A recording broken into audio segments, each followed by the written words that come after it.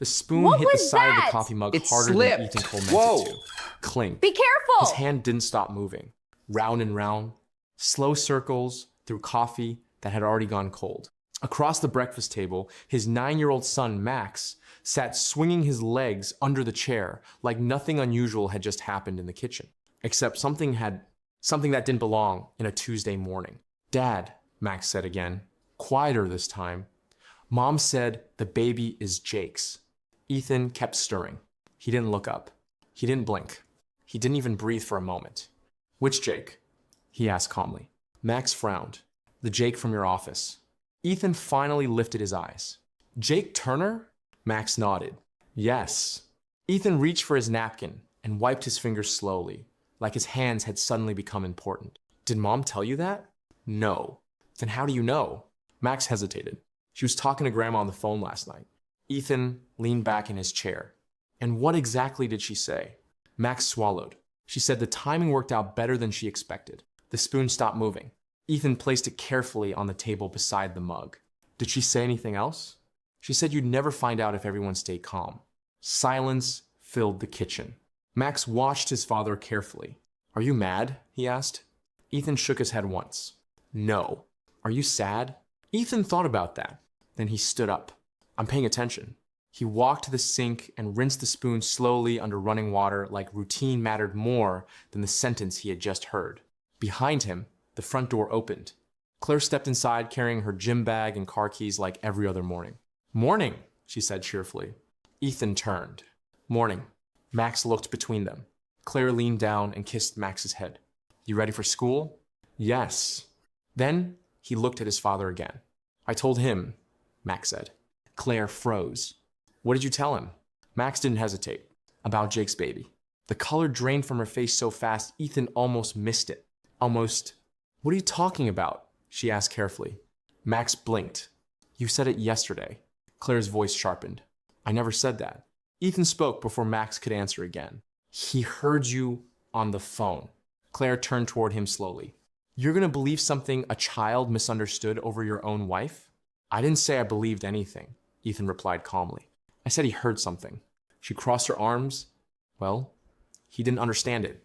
Max looked confused. But you?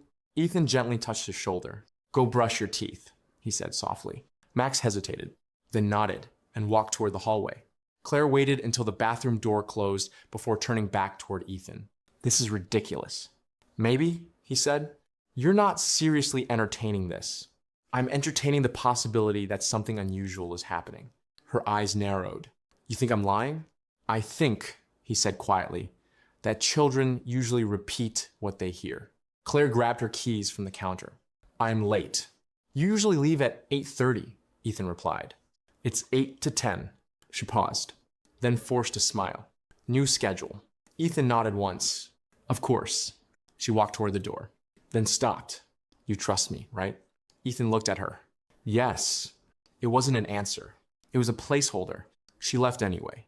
The front door closed softly behind her. Ethan stood alone in the kitchen. He looked at the coffee again, then picked up the mug. Still cold. Still untouched. Still circling. He poured it down the sink. By 9:15 that morning, Ethan was already inside his office. Glass walls. Quiet floors. Executive level. The kind of place where problems usually arrived as spreadsheets instead of sentences from children. He opened his laptop, didn't check email, didn't check the calendar. He opened building access logs. Jake Turner's badge activity appeared immediately. Entry, 7:12 a.m. Claire's entry, 7:14 a.m. Exit, 6:48 p.m. Claire's exit, 6:49 p.m. Ethan stared at the screen. Coincidence happened once. Patterns happened twice. Consistency happened every day for 3 weeks. He leaned back slowly in his chair, then pressed the intercom. Linda? Yes? Can you send Jake Turner to my office? Right now? Yes. 3 minutes later, Jake knocked twice and stepped inside like someone who believed doors existed for him. Tall, relaxed, confident in a way new hires usually weren't around executives. You wanted to see me? Ethan gestured toward the chair. Sit. Jake did. What can I help you with? Ethan folded his hands on the desk. How are you settling in? Great, Jake said easily. Team's been welcoming. That's good. Jake smiled. Is this a performance review already? No. Then what is it? Ethan studied his face carefully. You've been working late recently. Jake shrugged. Big projects. Mostly with Claire. Jake didn't blink. She's leading the expansion analysis. And the late nights? Necessary. Ethan nodded once. I like necessary people. Jake smiled again. Glad to hear that. Ethan leaned forward slightly. How necessary are you to her personally? Jake's smile stayed, but his shoulders stiffened. I'm not sure what you mean. Ethan watched him quietly. Neither am I yet. Jake laughed lightly. Is this some kind of test? No, because it feels like one. Ethan stood, walked to the window, looked down at the traffic 30 floors below. You know, he said calmly, trust inside a company works exactly like trust inside a family. Jake stayed silent. It depends on timing, Ethan continued, and honesty. Jake stood too. If there's something you want to ask me directly, you can. Ethan turned. I will. Jake waited. Ethan smiled politely. Louder. Jake stared at him another second, then nodded once and walked toward the door. Let me know when later arrives. It already has, Ethan said quietly after he left. At lunch, Ethan didn't go to the executive dining floor. He drove instead. Across town, across the river, into a quiet street where a small brass sign read, Harrisonvale Private Investigations. Inside, a woman looked up from her desk. Appointment? No. Then you're early, she replied. Ethan almost smiled. I'm Ethan Cole. Her expression changed immediately. Oh, she stood. I'm Nora Vale. I know. She gestured toward the office. What can I help you with? Ethan sat across from her. My son said something at breakfast. And? I need to know if it's true. She folded her hands. Who are we watching? Ethan answered without hesitation. My wife. He paused. And one of my employees. Nora studied him carefully. How fast do you want answers? Ethan looked at his phone, looked at the time, then back at her. Before Friday. That's 4 days. I know. She leaned back slightly. That means you think something bigger is happening. Ethan nodded once. Yes. She asked one more question. What's his name? Ethan answered slowly. Jake Turner. Nora didn't write anything down, but her eyes changed. You're right to come here, she said quietly. And for the first time that day, Ethan stopped stirring his coffee. Ethan didn't speak again for several seconds after Nora said that. You've heard his name before, he said finally. Yes, Nora replied. How? He used a different one. Ethan felt something inside his chest shift. What name? She opened a thin folder from the corner of her desk like she already knew where it was. Jason Rourke. Ethan stared at her. That's not possible. It is, Nora said calmly. He worked inside 2 property acquisition firms in Chicago under that identity 5 years ago. And he left both right before internal audits. Ethan's voice lowered. You're saying he's done this before. I'm saying, she replied carefully, that men who change names rarely change patterns. Ethan leaned back in the chair. And you're sure it's the same person? No, Nora said. Not yet. But close? Close enough that I'd start watching immediately. Ethan nodded once. Start today. She studied him. Most husbands ask for proof of an affair. I'm not most husbands. No, she agreed. You're not. He stood. How soon can you begin? Already did, she said. Ethan stopped halfway to the door. What? When you walked in here and said his name. Silence filled the office again. Call me if anything changes at home, she added. It will, Ethan said. I know. That evening, Ethan got home before Claire. Max was already at the kitchen table doing homework. Hey, Ethan said. Hey, how was school? Normal. That's good. Max hesitated. Did Mom get mad? No. Are you sure? Yes. Max studied him. You're acting like when Grandpa got sick. Ethan pulled out a chair and sat beside him. What do you mean? You talked slower then. Ethan almost smiled. I'm just thinking. About Jake? Yes. Max lowered his voice. I don't like him. Why? He smiles too much. Ethan nodded slowly. Sometimes that's enough reason. The front door opened again. Claire walked inside, carrying grocery bags. "You're home early," she said. "So are you," Ethan replied. "I left work at 5. "That's new. Schedules change." Max looked between them again. Claire set the groceries down harder than necessary. "What's going on here?"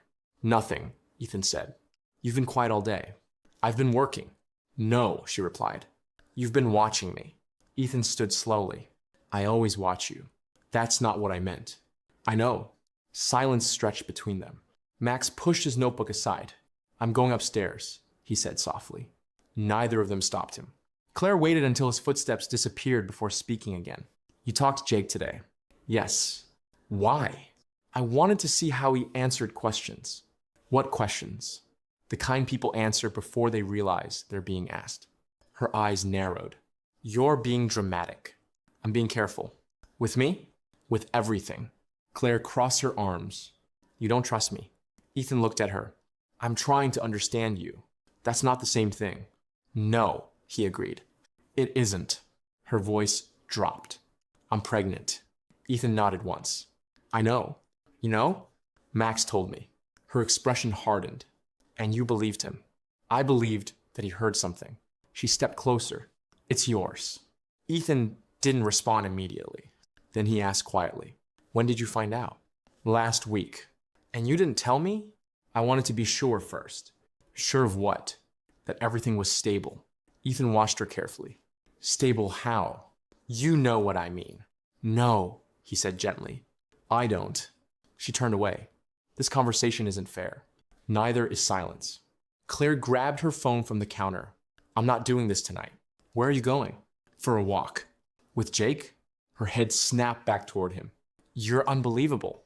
"Maybe," Ethan said, "but I'm not wrong." She froze. For the first time since breakfast, she looked scared. Then she left. The door slammed harder this time. Ethan stood alone in the kitchen again. Same room, same table, same cold coffee, only now the silence felt different. Because it wasn't confusion anymore. It was confirmation. At 9:42 p.m., his phone rang. "Nora." "That was fast," Ethan said. "It needed to be." "What did you find?" "Your employee didn't move to the city 3 months ago." Ethan's voice stayed steady. "He told HR he did." "He lied." "Where was he before that?" "Dallas." "And before that?" "Phoenix." "And before that?" "Chicago." Ethan leaned against the counter. "Jason Rourke." "Yes." Silence again. Then Nora continued. "He's also still legally married." Ethan closed his eyes briefly. "To who?" "A woman named Elena Rourke." "Does Claire know?" "I doubt it." Ethan exhaled slowly. "What else?" "He's accessed 3 restricted acquisition files he wasn't assigned to." "When?" "Over the last 6 weeks." Ethan's voice lowered. "Those files aren't public." "No," Nora replied. "They're strategic. Who else knows?" "Right now?" "Just us." Ethan nodded. "Keep it that way." "There's something else," she said. "What?" "He's been meeting your wife outside work." Ethan didn't react. "When?" 7 times. "Where?" "Different places each time." "How long?" "Usually about an hour." Ethan looked at the hallway where Max's bedroom door stayed closed. "Thank you," he said quietly. "You're not surprised," Nora observed. "I'm done being surprised." "What do you want me to do next?" "Everything." "That's expensive." "I know." She paused. "Then here's what you need to know before tomorrow morning." Ethan waited. He didn't just change his name once. "How many times?" 3. "And every time," she continued carefully, "he entered a company right before a major acquisition shift." Ethan's voice dropped even further. "He's not here for Claire." "No. He's here for the company." "Yes." Ethan straightened slowly. "And Claire?" Silence filled the line for 2 seconds. "She may not understand what she's part of," Nora said finally. "Or she might." Ethan ended the call. Then he walked upstairs. Max's bedroom door was half open. "Dad?" "Yes?" "Are you okay?" Ethan sat beside him on the edge of the bed. "I will be." "Did Mom lie?" Ethan thought about that carefully. Sometimes people tell stories when they're scared. "Is she scared?" "Yes." "Of you?" "No," Ethan said softly. of what's coming. Max looked confused. What's coming? Ethan stood slowly. The truth. Max nodded, like that made sense. Then he asked one more question. Are we going to be okay? Ethan smiled for the first time that day. Yes, we are. And downstairs, his phone lit up again. This time it wasn't Nora. It was an email. No sender. No subject. Just one attachment. Ethan opened it. Inside was a scan of a legal clause from a pending redevelopment merger, highlighted in red. Transfer authority trigger. Effective immediately upon spousal claim. His inheritance. His voting control. His company shares, all transferable. Through Claire. Ethan didn't sit down after reading the document. He stood in the kitchen with the screen still glowing in his hand, reading the clause again. And again. Transfer authority trigger through marital leverage. Not divorce. Not litigation. Pregnancy. He understood immediately. This wasn't an affair. This was timing. He picked up his phone and called one person without hesitation. Danielle. Marcus Levine answered on the second ring. You sound awake, Marcus said. I am now, Ethan replied. What happened? I just received a clause modification inside the Harbor Point redevelopment merger draft. Silence. Marcus stopped speaking immediately. Send it. Ethan forwarded the file. 5 seconds passed. Then 10. Marcus's voice changed. Where'd you get this? Anonymous email. This clause wasn't approved. I know.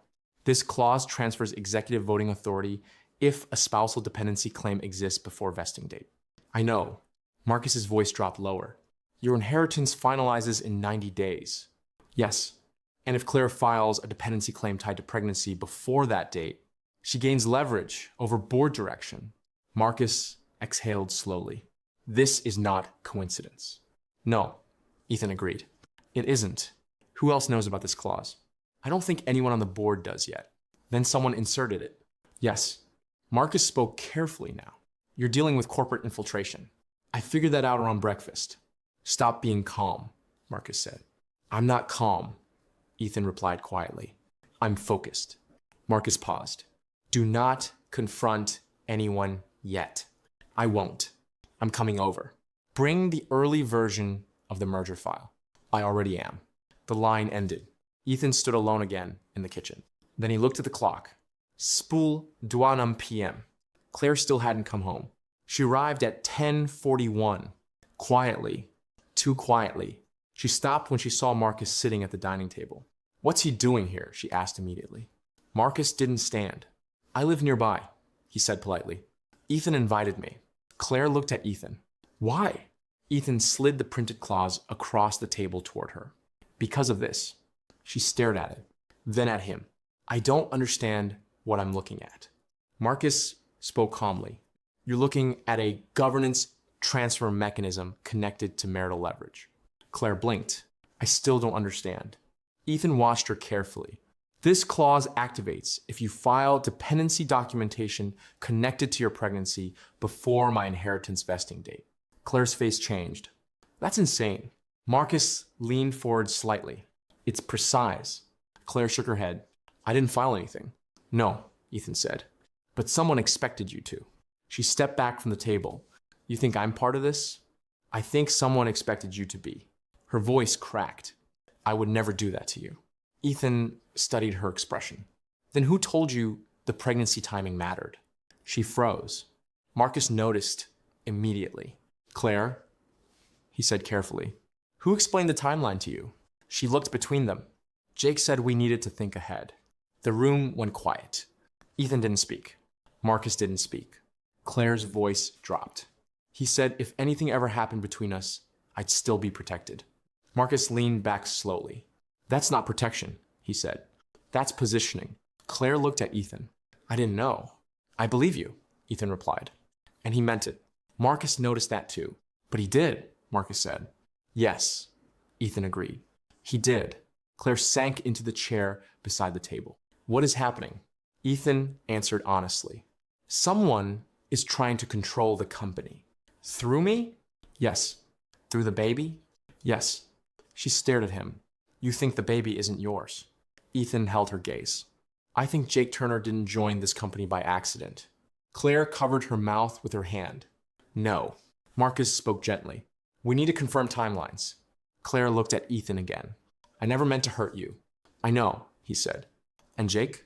Her silence answered for her. Marcus stood. We're out of time. What do you mean? Claire asked. The shareholder preview session is tomorrow morning, Marcus replied. They'll introduce updated language before full board circulation. Claire whispered. He's going to activate the clause. Yes, Ethan said, and he thinks we won't notice. Marcus checked his watch. We move first. Claire looked between them. What do I do? Ethan answered immediately. You tell him nothing. I already told him about the pregnancy. That's fine. What if he asks questions tomorrow? Marcus replied this time. You tell him everything is normal. Claire nodded slowly. Okay. Ethan stood.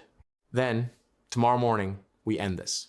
At 7:05 a.m., Ethan was already inside the executive conference wing, earlier than anyone else, earlier than Jake, earlier than most of the board. Marcus arrived 3 minutes later, carrying 2 folders. One original draft, he said quietly. One modified draft. Ethan flipped through both immediately. There, Marcus pointed. Clause 14.2. Inserted language. Not authorized. Not logged. Not recorded in revision history. That's clean insertion, Ethan said. Yes, which means internal access. Yes, they didn't need to say the name. Jake Turner. Marcus lowered his voice. We exposed him during preview session. No, Ethan said. Marcus looked surprised. We exposed him before that. How? Ethan turned toward the glass wall overlooking the executive corridor. By removing his leverage first. Marcus understood immediately. Claire. Yes. Marcus nodded slowly. You're right. Claire arrived at 7:22. Earlier than usual. Earlier than Jake. Her face looked different. Determined. Not scared anymore. What do I say? She asked. Ethan handed her a document. Sign this. She read it. What is it? Statement confirming no dependency claim intention. Her hands shook slightly. If I sign this, the clause becomes useless, Marcus finished. Claire signed it immediately. Then she looked at Ethan. I'm sorry. I know, he said again. And he did. Jake Turner walked into the preview session at 7:40 exactly. Confident, relaxed, smiling like always. He took his seat across from Ethan. Morning, he said casually. Morning, Ethan replied. Jake looked at Claire. You're early. So are you, she answered. Marcus slid the printed statement across the table toward Jake. This arrived first. Jake looked confused. What's this? Claire spoke clearly. My confirmation statement. Jake's smile disappeared. What confirmation? That I'm not filing dependency leverage tied to Ethan's inheritance. Silence hit the room like dropped glass. Jake's eyes shifted toward Ethan. You moved quickly. Ethan leaned forward slightly. I moved first. Jake stared at him. You think this stops anything? Yes, Ethan replied. No, Jake said quietly. This was never the only clause. Marcus's head turned sharply.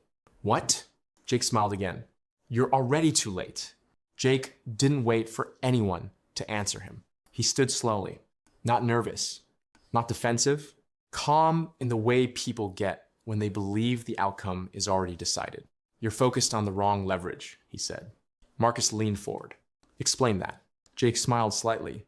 You remove the dependency clause. Good move. Efficient move. Claire's hands tightened on the edge of the table. Then what are you talking about? Jake looked at Ethan. I'm talking about control that doesn't require signatures. Ethan didn't blink. Show me. Jake nodded once toward the presentation screen. Go ahead, he said. Marcus activated the display. The merger draft opened. Version history appeared. Then another file appeared underneath it. Different name, different timestamp, different authority chain. Marcus froze. This isn't part of the board package. No, Jake said calmly. It's part of the partner package. Ethan's voice lowered. Which partner? Jake's smile widened just slightly. Stonewell Infrastructure Group. Claire looked confused. I've never heard of them. Marcus had, and his face showed it immediately. They're not investors, Marcus said. They're acquisition specialists. Jake nodded. Yes. Ethan leaned back slowly. You were never trying to influence the board. No, Jake replied. I was replacing it. Silence filled the room. Claire whispered, "What does that mean?" Jake answered without hesitation. "It means Stonewall gets interim operational authority once the transitional compliance clause activates." Marcus turned sharply. "There is no transitional compliance clause." Jake pointed at the screen. "There is now." Marcus opened the file again, scrolled, stopped, read it twice. That clause wasn't in yesterday's revision. Jake shrugged. "It is today." Claire looked at Ethan. "What does it do?" Ethan answered calmly. "It allows temporary partner oversight if internal governance risk is detected." Jake nodded. "And governance risk exists now." Marcus's voice sharpened. "Created by you." Jake smiled. "Documented by me." He tapped the table lightly. "You see the difference." Ethan watched him carefully. "You created instability. I revealed instability. You manufactured it. I reported it." Marcus stood. "This doesn't hold." Jake tilted his head slightly. "It already did." Claire's voice trembled. "You used me." Jake didn't deny it. "You helped." Her chair scraped backward as she stood. "I trusted you." Jake's expression didn't change. "You trusted timing." Ethan stood slowly. "No," he said. "She trusted people." Jake's eyes moved back to him. "And people are leverage." Ethan stepped closer. "Not anymore." Jake studied him carefully. "You still don't understand what's already happened." Ethan's voice stayed steady. "Then explain it." Jake picked up the remote beside the screen, pressed one button. A second display opened. Security access logs, internal file transfers, executive routing approvals. Marcus leaned closer. "That authorization chain is impossible." Jake shook his head. "No." He pointed. "It's signed." Claire looked closer. "Signed by who?" Jake answered calmly. "Acting Compliance Director." Marcus's expression hardened. "That position is vacant." Jake smiled again. "Not anymore." The door behind them opened. Everyone turned. A tall man stepped inside wearing a dark suit and a confident expression that didn't belong to someone arriving late. "Morning," he said. "My name is Leonard Pike." Marcus whispered. "Oh, no." Claire looked between them. "Who is that?" Marcus answered quietly. "Temporary Compliance Authority." Leonard Pike nodded politely. "Appointed last night." Ethan didn't move. "By who?" "Partner Review Committee," Pike replied. Marcus shook his head. "That committee doesn't activate without board notice." "It did," Pike said calmly. Jake stepped aside slightly. "Governance instability clause." Claire stared at the screen again. "This is because of me." "No," Ethan said. "This is because of him." Jake didn't argue. Instead, he leaned forward slightly. "It's already finished." Ethan looked at Leonard Pike. "Show me the activation timestamp." Pike hesitated. Just slightly. Marcus noticed immediately. "Yes," Marcus said sharply. "Show us." Pike adjusted his jacket. "That information isn't necessary." "It is," Ethan replied. Jake's smile faded just a fraction. Ethan stepped closer to the screen. "You activated compliance oversight without notifying executive governance." "Yes." "You inserted partner authority language without board consent." "Yes." "You modified revision history routing." "Yes." Marcus's voice dropped. "That's criminal." Jake didn't answer him. He looked only at Ethan. "You were supposed to sign the dependency clause." "I didn't." "You were supposed to react emotionally." "I didn't." "You were supposed to confront me yesterday." "I didn't." Jake's jaw tightened slightly. "You ruined the clean version." Ethan nodded once. "Yes." Jake leaned back, so we switched to the louder one. Claire whispered, "This was planned." Jake looked at her. "Yes." "For how long?" 7 months. Her voice cracked. "You knew me for 7 months." "I studied you for 7 months." Silence filled the room again. Marcus spoke carefully. "This still doesn't transfer authority." Jake shook his head. "It pauses authority." Ethan understood immediately. "Until shareholder confirmation." "Yes." Claire looked confused again. "When is that?" Jake answered calmly. "In 20 minutes." Marcus cursed under his breath. They moved the session forward. "Yes," Pike confirmed. Ethan checked his watch. 7:52 AM. 8 minutes. Marcus turned to him. "If they vote before we challenge compliance activation, they gain interim oversight," Ethan finished. Yes. Claire stepped closer to Ethan. What do we do? He answered immediately. We walk into that meeting. Jake smiled slightly. That meeting isn't yours anymore.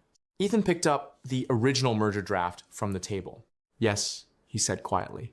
It is. He walked toward the door. Marcus followed instantly. Claire followed too. Behind them, Jake didn't move. Leonard Pike didn't move. Because both of them believed the outcome had already happened. The shareholder chamber was already filling when Ethan entered. 40 seats. 12 primary stakeholders. Legal observers. Partner representatives. And 3 unfamiliar faces near the front row. Stonewall Infrastructure. Marcus leaned closer. They're here. I see them, Ethan replied. Claire stayed beside him. I didn't know any of this. I know, he said again. She swallowed hard. I should have told you earlier. You told me when it mattered. Marcus stepped forward first. Before the session begins, he announced clearly, we need to address unauthorized compliance activation. Leonard Pike entered behind them. That activation stands. Marcus turned. It doesn't. Jake followed him inside. Yes, he said calmly. It does. Murmurs spread across the room. One investor stood. What is happening here? Ethan answered clearly. A takeover attempt. Jake smiled. A transition. Ethan stepped forward. No, he said quietly. This ends now. He connected a small drive to the chamber display console. The screen changed immediately. Security access logs appeared. Revision insertions appeared. Unauthorized routing signatures appeared, and one final file appeared at the center of the display. Marcus leaned closer. What is that? Ethan answered calmly. The original compliance vacancy confirmation. Leonard Pike's expression changed instantly. Jake stopped smiling. Claire looked at Ethan. What does that mean? It means, Ethan said quietly, he was never appointed.